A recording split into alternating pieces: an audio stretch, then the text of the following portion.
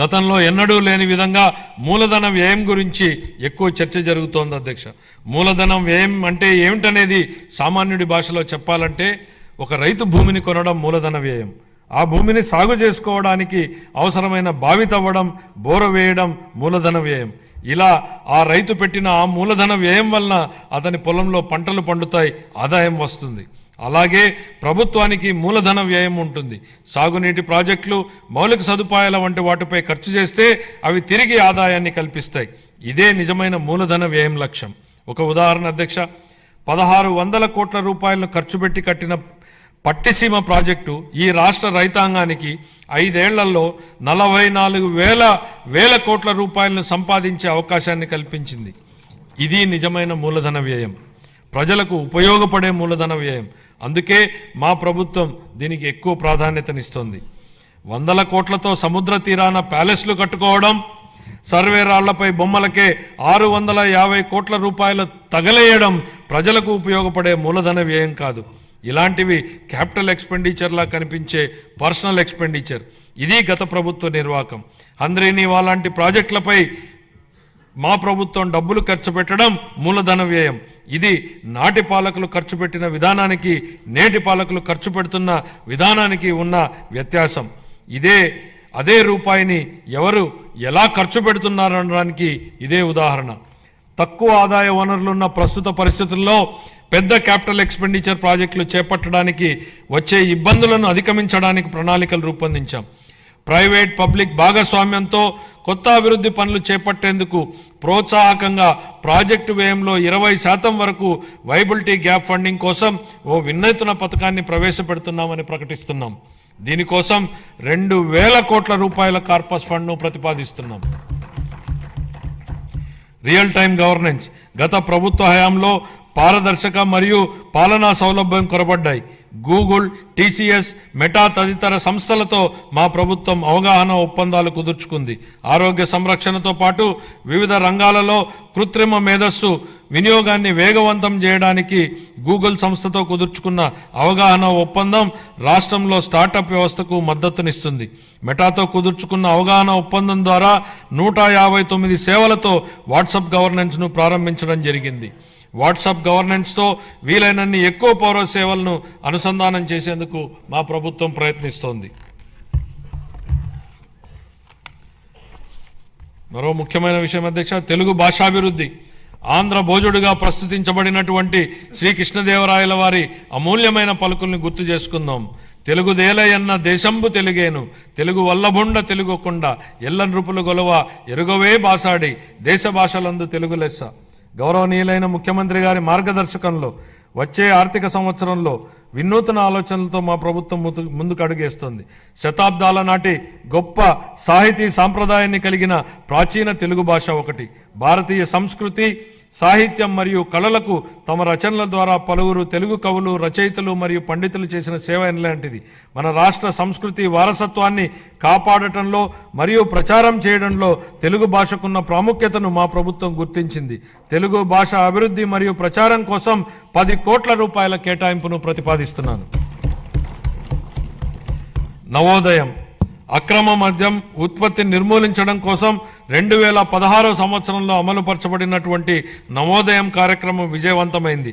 నేడు రాష్ట్రాన్ని అక్రమ మద్యం, మాదక ద్రవ్యాలు మరియు గంజాయి రహిత రాష్ట్రంగా మార్చాలనే ధ్యేయంతో మా ప్రభుత్వం నవోదయం 2.0 కార్యక్రమాన్ని ప్రారంభించింది. ఆల్కహాల్ డీ అడిక్షన్ కోసం పనిచేస్తున్న ప్రసిద్ధ సంస్థలతో కలిసి మా ప్రభుత్వం వ్యసనాల బారి నుండి ప్రజలను, ముఖ్యంగా యువతను రక్షించడానికి అవగాహన కార్యక్రమాలను విస్తృతంగా చేపట్టనుంది. ఈ కార్యక్రమానికి 10 కోట్ల రూపాయల కేటాయింపును ప్రతిపాదిస్తున్నాం. రతన్ టాటా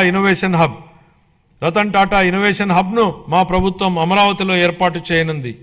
దీని ద్వారా నూతన ఆవిష్కరణలను ప్రోత్సహించడం, పారిశ్రామిక వ్యవస్థలను ఏర్పాటు చేయడం మరియు స్టార్టప్లకు మార్గదర్శనం వహించడం జరుగుతుంది. ఈ హబ్ మరో 5 జోనల్ కేంద్రాలతో అనుసంధానించబడుతుంది. ప్రతి కేంద్రానికి ఒక ప్రముఖ వ్యాపార సమూహం మద్దతు లభించడం వల్ల అభివృద్ధి చెందుతున్న రంగాల్లో సాంకేతికత మరియు నైపుణ్యాభివృద్ధి సులభతరం కానున్నాయి. కాలుష్య రహిత ఆంధ్ర. దేశ రాజధాని ఢిల్లీలోని పరిస్థితిని చూస్తే కాలుష్య ప్రమాదం స్పష్టంగా కనపడుతుంది. మన రాష్ట్రం కాలుష్యం బారిన పడకుండా మా ప్రభుత్వం చర్యలు తీసుకుంటోంది.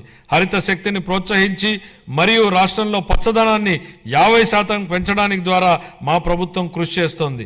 ఈ చర్యలతో మన ప్రభుత్వం నెట్ జీరో ఎకానమీగా మార్పు చెందడానికి మా ప్రభుత్వం కృషి చేస్తోంది. 23-24 ఖాతాలు. ఆంధ్రప్రదేశ్ అకౌంటెంట్ జనరల్ వారు ఖరారు చేసిన ఆర్థిక లెక్కల ప్రకారం 23-24 ఆర్థిక సంవత్సరానికి గాను రెవెన్యూ లోటు 38,682 కోట్ల రూపాయలు మరియు ద్రవ్యలోటు 62,719 కోట్ల రూపాయలుగా చెప్పడం జరిగింది. రాష్ట్ర స్థూల దేశీయ ఉత్పత్తిలో రెవెన్యూ లోటు మరియు ద్రవ్యలోటు వరుసగా 2.7% గాను 4.41% గాను ఉన్నాయి. 24-25కు సవరించిన అంచనాల ప్రకారం 24-25 ఆర్థిక సంవత్సరానికి రెవెన్యూ వ్యయం 2,24,342 కోట్ల రూపాయలు కాగా మూలధన వ్యయం 24,072 కోట్ల రూపాయలు. 24-25 ఆర్థిక సంవత్సరంలో రెవెన్యూ లోటు దాదాపు 48,311 కోట్లు కాగా ఇదే కాలానికి ద్రవ్యలోటు దాదాపు 73,362 కోట్ల రూపాయలు. ఇవి రాష్ట్ర స్థూల దేశీయ ఉత్పత్తిలో వరుసగా 3.1% గాను మరియు 4.57% గాను ఉన్నాయి. 25-26 బడ్జెట్ అంచనాలు. 25-26 ఆర్థిక సంవత్సరానికి గాను నేను 3,22,359 కోట్ల రూపాయల వ్యయాన్ని ప్రతిపాదిస్తున్నాను. ఇందులో రెవెన్యూ వ్యయం అంచనా 2,51,162 కోట్ల రూపాయలు మరియు మూలధన వ్యయం అంచనా 40,635 కోట్ల రూపాయలు. ఇదే కాలానికి రెవెన్యూ లోటు 33,185 కోట్ల రూపాయలు మరియు ద్రవ్యలోటు 79,926 కోట్ల రూపాయలుగా ప్రతిపాదిస్తున్నాను. రాష్ట్ర స్థూల దేశీయ ఉత్పత్తిలో రెవెన్యూ లోటు 1.82% గాను ద్రవ్యలోటు 4.3% గాను ఉండవచ్చు. ముగింపు.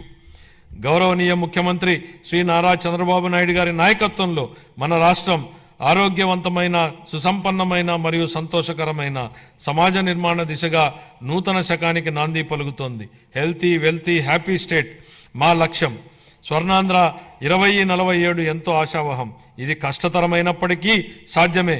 గత ఏడాది నుండి మన రాష్ట్రంలో జరుగుతున్న ప్రగతిశీల పరివర్తన మనమందరం ఆశావహ దృక్పథంతో, ఆత్మవిశ్వాసంతో గర్వంగా ముందుకు సాగడానికి కావలసిన ప్రోత్సాహం ఇస్తుంది.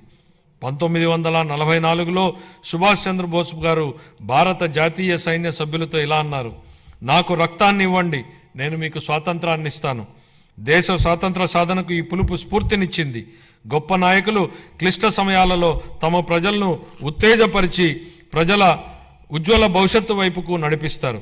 ఈ సందర్భంగా మహాకవి శ్రీశ్రీ గారి మాటల్ని గుర్తు చేసుకుందాం. నేను సైతం ప్రపంచాగ్నికి సమిధనొక్కటి ఆహుతి ఇచ్చాను, నేను సైతం విశ్వవృష్టికి అశ్రు ఒక్కటి ధారపోశాను.